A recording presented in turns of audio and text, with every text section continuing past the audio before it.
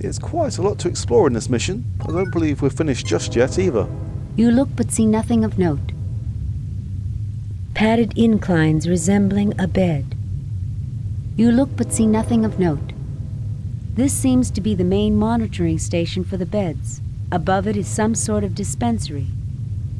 Small containers of oddly colored liquids. Dr. McCoy, who isn't arguing as much with Spock as usual. That was a bit of a sentence. James Kirk, the paragon of a Starfleet captain, feels nothing like a paragon right now. Lieutenant Buchard, his is not to reason why, his is to obey orders and stay alert. Mr. Spock, your loyal science officer. Nothing to report, Captain. Nothing to report, Captain. It would be interesting to analyze them back aboard the Enterprise, but these are probably vaccines, medicines, and research viruses. Do they pose any threat to us, Doctor? None seems likely to have any effect on human or Vulcan physiology. To be on the safe side, though, I wouldn't recommend taking a snootful from one of the capsules. I haven't heard the word snootful in quite a while. Are you religious, Jim? Is Harry Mudd a divine punishment for anything we did wrong? I can't think of anything we did that was that bad. Sometimes I wish I had become an archaeology professor instead of a Starfleet captain. You look troubled, Captain. Sorry if I was bothering you. I was just silently cursing the day I met Harry Mudd. Captain, count your blessings. We haven't met any salt vampires or deranged computers, blood-draining clouds, cell-imploding sirens, Greek gods, or any of the other things that people keep telling me about in security. There's not much I wouldn't do to not have to deal with Mudd.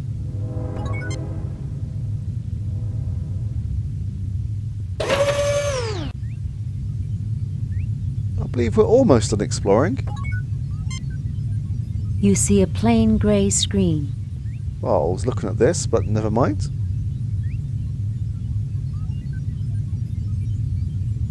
A control console from which operators run the ship. A control console from which This appears to be some sort of engineering instrument. Mr. Spock, Vulcan's finest contribution to Starfleet. James T. Kirk, Captain of the USS Enterprise. Lieutenant Buchard looks intensely at these controls and suppresses a childlike impulse to touch them. Dr. McCoy is still frowning. Boldly go where no man has gone before. We are here, Jim. This may have been their bridge, but this sure doesn't look like the Enterprise. We've done quite well so far, Captain. In spite of Harry Mudd. Speak of the devil. Where is that little angel? I'm speechless, Mr. Spock. Words cannot adequately describe this place. You look but see nothing of note.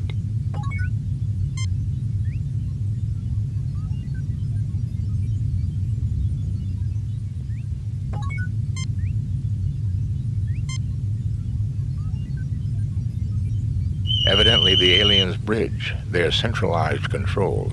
A closer look may provide more information. This is clearly the control center for the ship, Captain. I cannot deduce much information, but I do observe two things. Go on, Mr. Spock. This station definitely is configured differently from the one beside me. This shouldn't be surprising. After all, there are two stations. That may be, Doctor. But if you'll recall, all the Enterprise's different stations link into the same computer network bank, and... What else can you determine at this stage, Mr. Spock? These people have a fixation for the number 6, and even divisors and multiplicans thereof, 3s and 12s in particular. I believe this may be the necessary first clue to understanding the aliens. We can actually sit down and manipulate these controls, but there is... We haven't much success at the moment, so we will return here. There's one more room left to explore.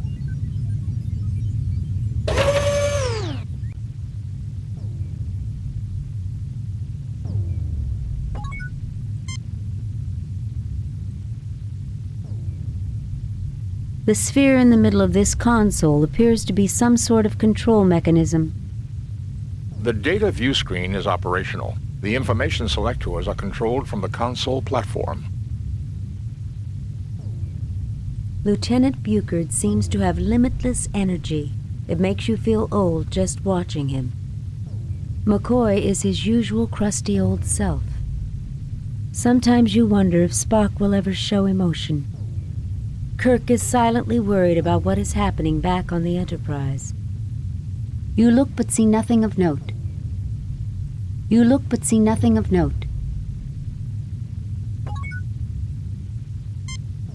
This technology is unbelievable, Mr. Spock. I've never seen anything like it. It is indeed impressive, Captain. If I were capable of emotion, I would be in awe of this place. If you're incapable of emotion, how do you know what awe is, Spock? This is a major archaeological find, Captain. I believe the galaxy may actually have cause to thank Harry Mudd. You can't be serious, Spock. It would be nice to think that after all the stunts that Harry has pulled, that he would do something right for a change. This equipment's way out of my league, Jim.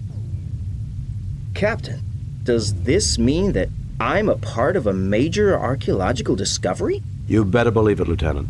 I don't see why you're complaining about this Mudd guy. Who knows what advances we could get from all this knowledge?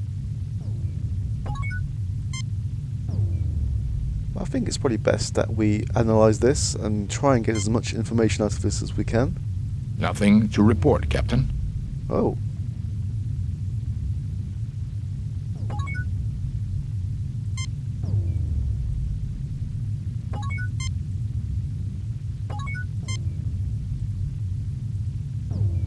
This seems to activate the ship's computer bank control node.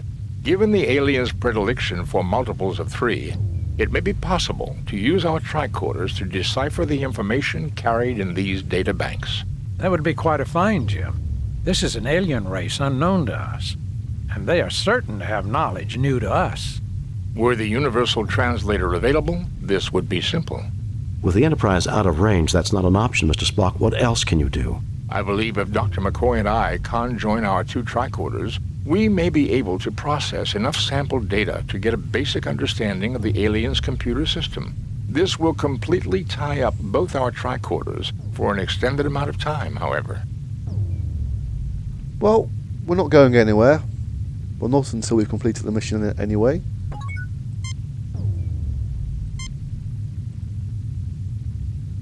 Both our tricorders are now working on basic processing of the aliens' computer data system. The tricorders are not the equal of the universal translator, but we should be able to retrieve basic information and get an insight into their culture and life systems. I don't believe we could have gotten even this far had we not deduced their fixation on base 6 mathematics and aesthetics. The tricorders are again available for general use. The alien ship's computer data is now accessible from the ship's library. I believe I have downloaded enough information to our tricorders to enable operation of most of the ship's controls, Captain.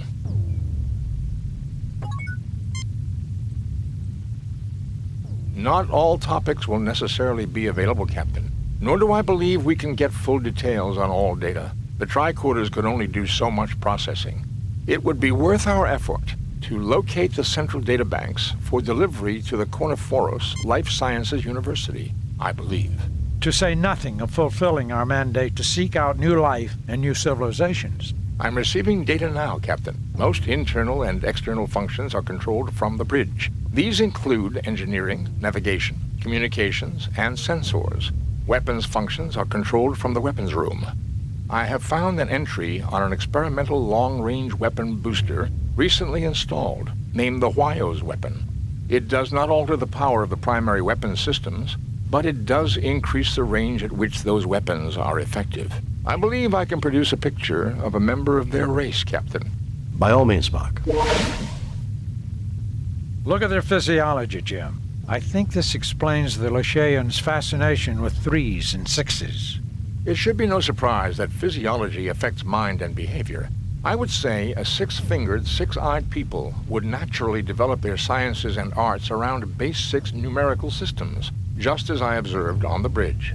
Medical knowledge is comprehensive and lifespan is extended considerably over archaic expectations, with maintenance of quality of life. Interesting data here about the six-eyed vision processing in the brain. Their eyesight must have been excellent and almost 300 degrees around. What a handsome chap we have here. I fail to see the logic in that action, Captain. You look but see nothing of note. Okay. Again, we probably should try and back up this data because who knows what's going to happen. You download major portions of the alien library onto the yellow spheroid. I believe we've done all we can do here for the moment.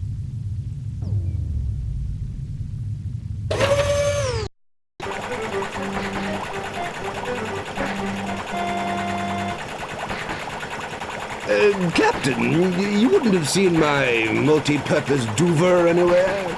I need to, fix something. No, Harry, but I figure it's probably where you'll find your lost marbles. Yes, I've got it, but you can't have it. No, Harry, but yes, I've got it, but you can't have it. You really can be a headache, Captain. Maybe I could find a spare somewhere else. Good luck. Goodbye.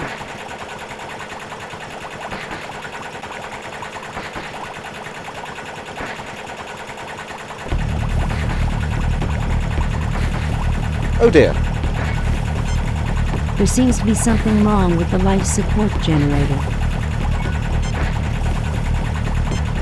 The life support generator is malfunctioning. Repairs must be made soon, or the atmosphere will fall below the level required to sustain us, Captain.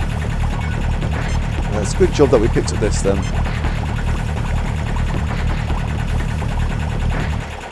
That was a close one. Too close.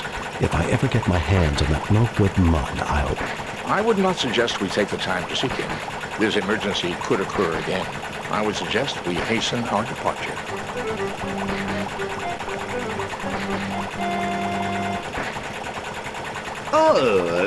Was there a problem? Mud, I ought to... Sorry, no time to chat. I'm a busy man, you know.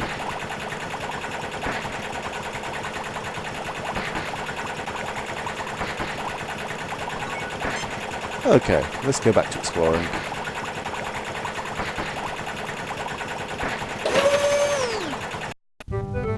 Why, Captain, I see you got this machine to work.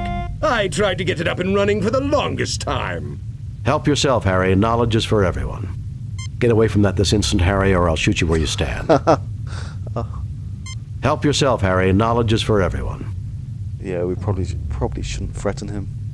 Why, Kirk, I didn't think you had it in you. Thank you.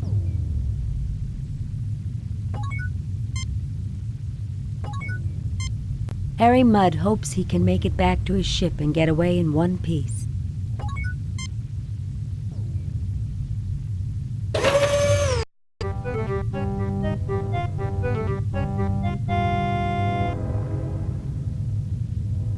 Why, Captain! Jim, that doesn't look good at all. Harry, let me take a look at you and check whether that had some deleterious effect.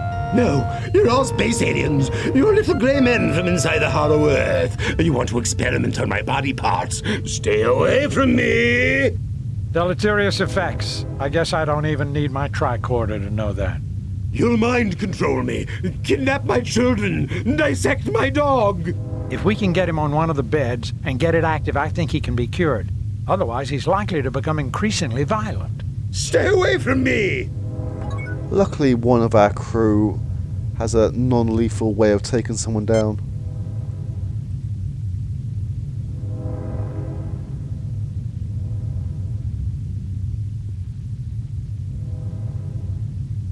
All yours now, Dr. McCoy. Thanks, Spock. There's nothing there requiring a ship's doctor. I think you'll find there is. The volatile chemicals have evaporated over the time the derelict hung in space. I need to refill the capsule dispenser for the bed to activate and effect a cure on our friend Harry here.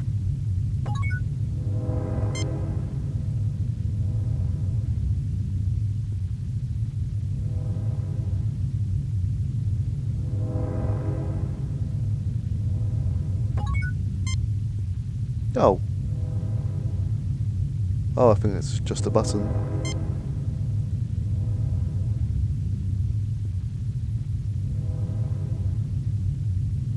The capsules slide into the machinery on the bed exactly as they're designed to. I'm telling the program, our physiology is not the same as the aliens' physiology. Don't want it to try to cure us of being human. That would be too much to hope for, would it not, Doctor? Particularly when we're talking about Harry Mudd.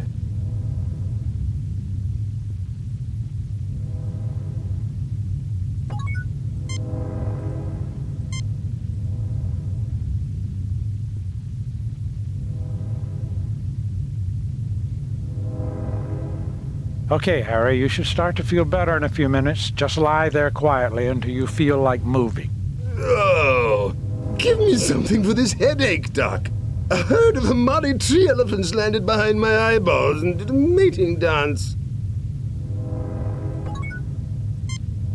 Arcord Fenton Mudd, 3 of the most prominent psychologists in the galaxy, became famous by publishing case studies in sociopathy about him. You look but see nothing of note. There's nothing there requiring a ship's doctor. Oh, okay.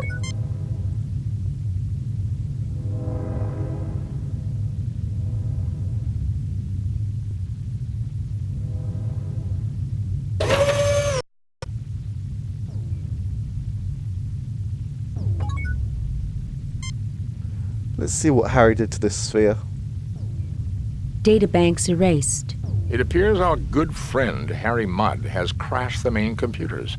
I doubt if it was a very easy thing to manage. Spock, we're talking about Harry Mudd. He was probably trying to download it so he could sell it to the highest bidder. And instead, he wiped the memory. That knowledge was priceless. At least our life support system isn't dependent on the alien computer. I believe, Captain, that the basic functions of the ship remain even now.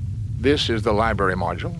The art, history, and cultural memory of the aliens are gone, but the mechanical necessities of sickbay, engineering, and sensors continue to work. But their essence, their souls, are gone, Spock. Illogical, Captain. This race has been extinct for millennia.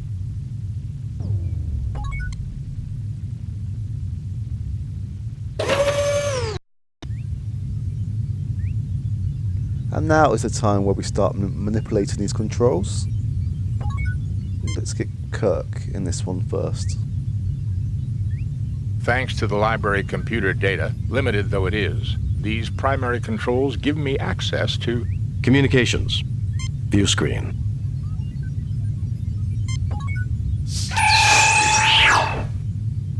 I guess the universe looks about like it did the last time we saw it.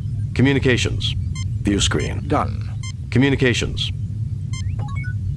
Scotty, report. The Alassi pirates have been driven off, Captain. We have damage and injuries among the crew.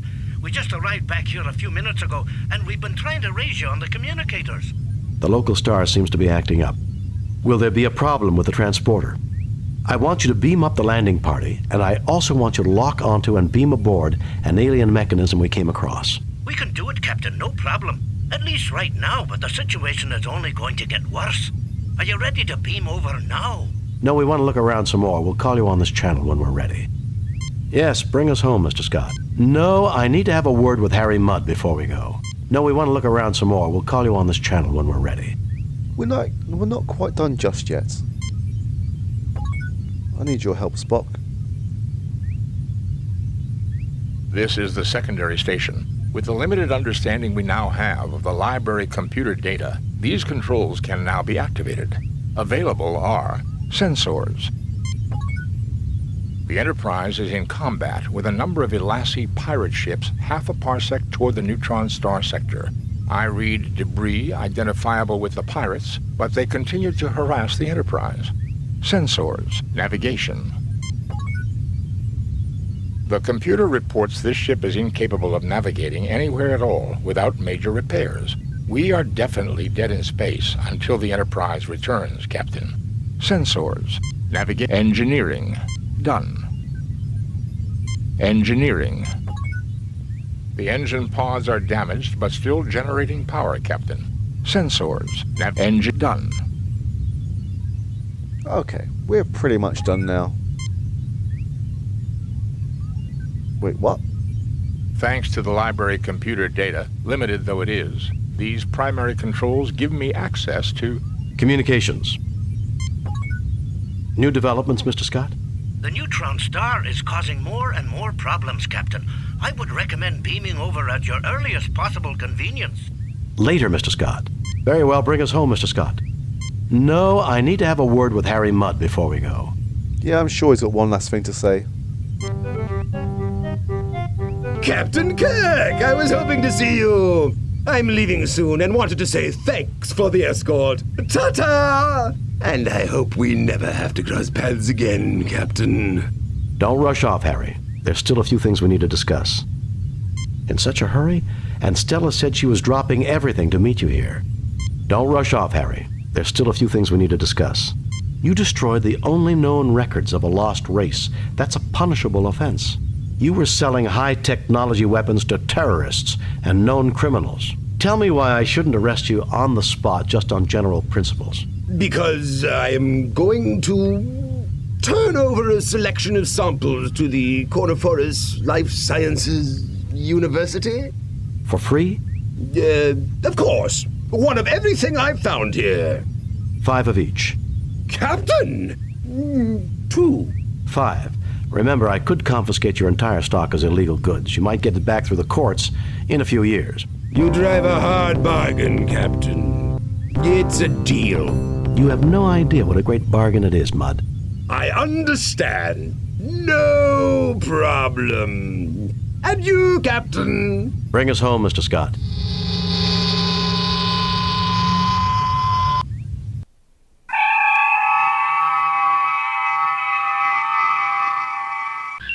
We have read your report on the problems at Harapan and evaluate your performance at 100%.